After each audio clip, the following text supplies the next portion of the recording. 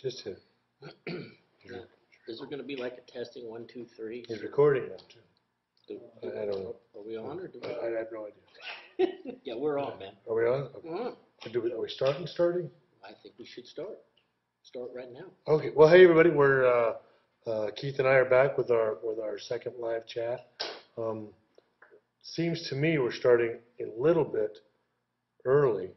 So let's just pretend we're starting. So I'll talk for a little bit to draw it out so that 7:30 everybody will be here. Oh, you know what? I'm going to do what I did last weekend, which is those of you that are watching, if you can tweet me, let me know if we're on. I got one, that Daria chick saying, "You're on yet?"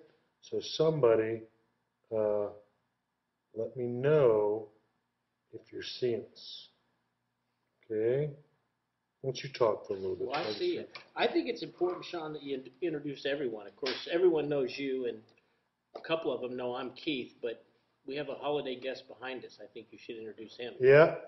Okay. Well, we're on. Old Loves has got my back again. All right. Yeah, this is Barry the Dancing Bear. Oh, he's not dancing, he's singing. Yes. Somebody tweeted me earlier and saying, "Hey, you're going to introduce us to Barry the Dancing Bear." He's not a dancing bear. Okay, let's not. I mean, that's so stupid. Yeah. Bears can't dance. My bear sings. Right. Huge difference. Huge difference. And obviously, I got this bear. Got him in Vancouver, but he was brought like this to at Keith MRA's house, and then at Josh Ishmael Cam and I stuck him in the back of my truck, drove him from Kansas to Texas, and he sang the entire way. Well, I got to tell you, Cuts a hell of a tune. Shawn arranged to have the bear delivered to my house. Unbeknownst to me, the bear was delivered. My boys, my wife, put the bear in my garage. I didn't know there was a bear in my garage. Yeah. I put up the garage, and there in front of me is this large bear. And, you know, I wasn't even frightened because it looked to me like the bear was singing. Now, I mean, tell Shawn, tweet him. Does the bear not look like he's singing? If we put the holiday hat on the bear, he's singing. Yeah, no, I know. But it's a great bear. It's awesome bear, actually. It is. And he wasn't nearly as cute when he was, 20 steps from me. So anyway, well, we're gonna begin with the questions. We're gonna try to answer them as quickly as we can, so we can get through more of them. And then we're also gonna call a couple people. So we've got it looks like Jenna, and Jenna says to you, Shawn, is it more fun in the spotlight of the ring or in the adventure of the outdoors? Well, I mean, one is brand new to me now. I mean, obviously, the time in the ring was awesome. And at the times I go back, I mean, that's a feeling, when your music plays and, everybody yells and screams. That's a feeling that's never going to get old by any stretch. But what I'm doing now is new. It's interesting. I love learning new stuff. And even though it's still television, it's a different aspect of television than what I've done in the past. So, I enjoy it. And it's outside. It's peaceful. Again, it's sort of, for me, I mean, and even in its redneck quality, for me, it's expanding, on what I was doing before. So I like being out there in the outdoors, and obviously it's a different type of television format, and that's something that I'm having a fun time learning. Well, and I think it's kind of cool to tell them in the excitement of what we're doing now. Tonight was like even extra special. Yeah. No, this is our first chat. This is a lodge at our place, and knocked down my first whitetail deer here. I mean, Josh has been down here. We've been hunting this place for 2 months, and these are tough deer to get on. And we finally had success tonight. And it's funny. My boy is going to be. He was beside himself because this deer had junk all over him. He was 13 points, and Cameron, up until tonight, had the biggest deer in the house with the most points. Not now. Yeah, and so now he and I are tied. So, a little bit of a downer for him, but he was happy for his daddy, and we're obviously excited about our first harvest on our new place. Well, Keith M. from Kansas wants to know what it felt like shooting your first deer at this range. It was awesome. I mean, it really was. I had a great time. No, it was. It's neat, and we put a lot of time and a lot of effort into this place. I mean, it's great having you here. Even the times that Josh has come down in the past, it's nice just to be able to have a place where you guys can hang out.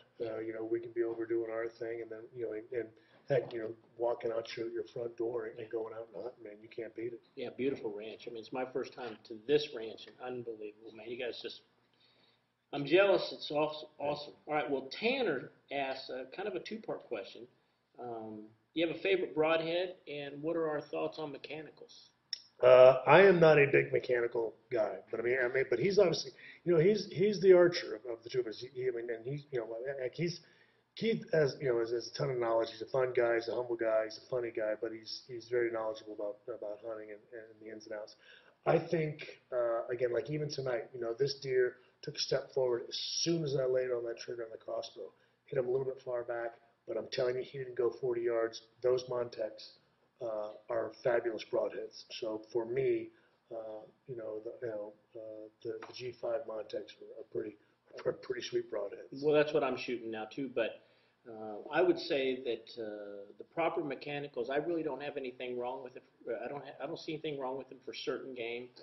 If I had a mechanical broadhead during the moose charge, it would have never done what the fixed broadhead did in that. So I think for larger game, I would avoid the mechanicals just for situations like that. Right. Also, you hit a rib bone or something, it's going to punish you. So my rule of thumb would be fixed broadheads for big game, and you can use the mechanicals for deer and even black bears, actually. Right. All right, Benny asks for you, Shawn, what do you think is the appropriate age to start kids hunting? Well, I think that depends on the child. I started taking Cameron out with me when he was, he was probably 4 and 5, but just sitting out there with me and coming along. And it's very tough, especially when it comes to whitetail hunting. I mean, it's very tough for kids to sit that long. And it's not it really isn't the most exciting hunt. I don't care what anybody says. You sit there a lot. But for him, he finally had the time and the patience and everything when he was 10. I mean, that's when he was ready to do it. I know people who've had children that have taken their first animal at 6 and 7. I just wouldn't push it. You let them sort of coast. Fishing is always a huge. I mean, man, you take them to one of those little catfish farms, or perch farms where darn near every cast they're catching the fish. Just to get them interested, just to expose them to the outdoors. But because patience is very tough for a little one to have. And Dwayne, our IT guy, the guy that gets all this set up for us, he just took his little boy out, Dane. And again, Dwayne decided what the appropriate age for Dane was. And I think Shawn's answer is right on the money, man. Everybody knows when it's right for your own kid. Yeah. Do they understand that this is the circle of life and ultimately death? I mean, do they grasp the whole picture? And when they do, get them out. The younger, the better, in my opinion. Gladys asks, what's the most dangerous hunt that you've been on? I'll tell you what. I mean, first I would have said the alligator, but now easily the elephant. Yeah. I mean, we almost got killed. I mean, I don't mean to make this a short answer, but Africa with the elephant. I mean, we all of us nearly died. Easily the most dangerous hunt. I agree, and we could tell more, but we shouldn't. Yeah, you'll have to see it. You'll see it next year, but it's heavy. And if obviously you guys are on the website, and I think somewhere on there you can see where we drew 3 new VIP winners, which is awesome. Abby H. from Tennessee, Christopher G. from Massachusetts, and Bruce W. From Missouri. Welcome to the club, guys. Thank you very much. 3 new VIPs. So. All right, we have a question from Sylvain from France, and I'm interested in this one myself. It's a wrestling question. Okay. If you look at the wrestlers that wrestled before HBK, that weren't in the game when you were in the game, if you could wrestle one of those, what would be your match? What would be your favorite one? I don't think I could say one because there are a number, but I'd have to say if I get to pick 2, there's sort of different areas. I'd say Ricky Steamboat and then Harley Race. And obviously you have to throw in way back Gorgeous George just because he's such an iconic figure in our line of work. But for me personally, the Steamboat and Harley would be 2 guys I would have loved to have gotten in the ring with. And then our French friend Sylvain asks a follow-up. Is there anybody post HBK that's in the ring now that wasn't there when you were there that you'd like to go back and wrestle now?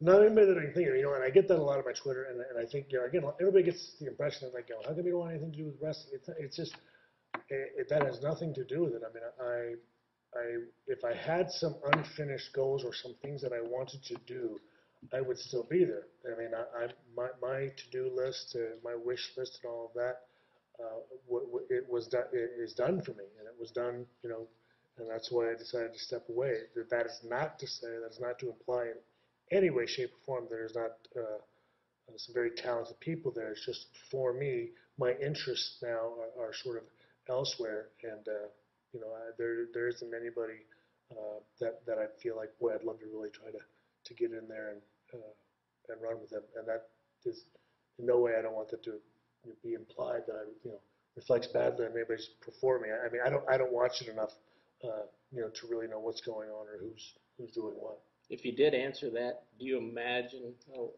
the people that would be bugging you, you're coming back? Yeah, that's what would happen if well, you answered no, that question. And that's going to happen anyway, and that's okay too. But it's just I honestly don't. The reason I don't comment on it much is because I don't watch it, and I think it's unfair. At the very least, I'd like to be one of those people that doesn't knock something that he doesn't know anything about. I mean, I just if I don't know if I haven't thoroughly vetted something, I'm not going to give an opinion on it. So. Well, this is kind of a follow-up to what we were talking about. Let's call somebody. We're going to call Okay. a couple folks tonight. And this is somebody that asks you about, do you miss the WWE, and do you stay in touch with any of the guys back there? And let's go ahead and dial this. This is Chloe M. Let's see if Chloe is. M. And Chloe's not there. See? So Chloe M. Chloe's out. Chloe's out, and snooze you lose, sister. But she wanted to know about the singing bear, and so I. All right. Anyway, so actually the question was there for the bear. He is. All right. Well, let's. What was her question? Well, her question was, do you stay in touch with anybody back? Yeah. Well, of course. I mean, I stay in touch with Hunter all the time. Cena, texts me every now and then.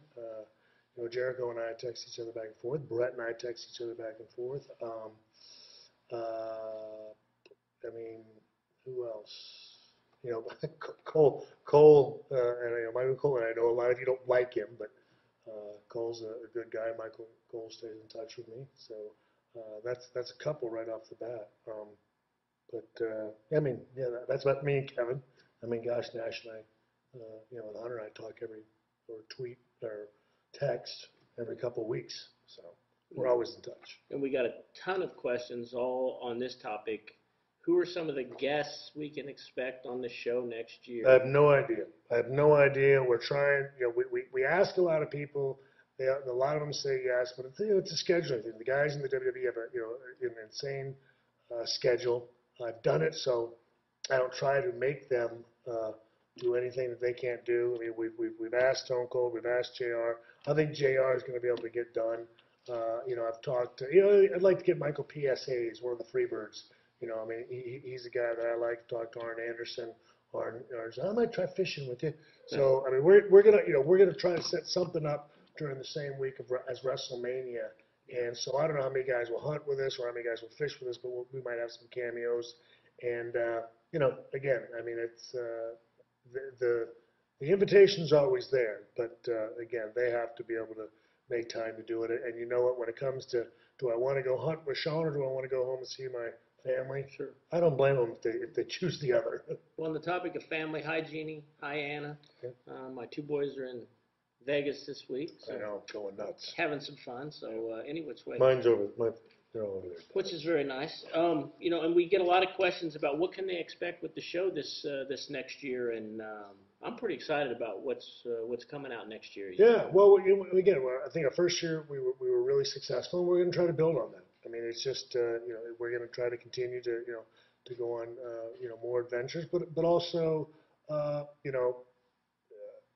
think focus a little more on on hunting but continue to try to teach people and expose the great outdoors to more people and obviously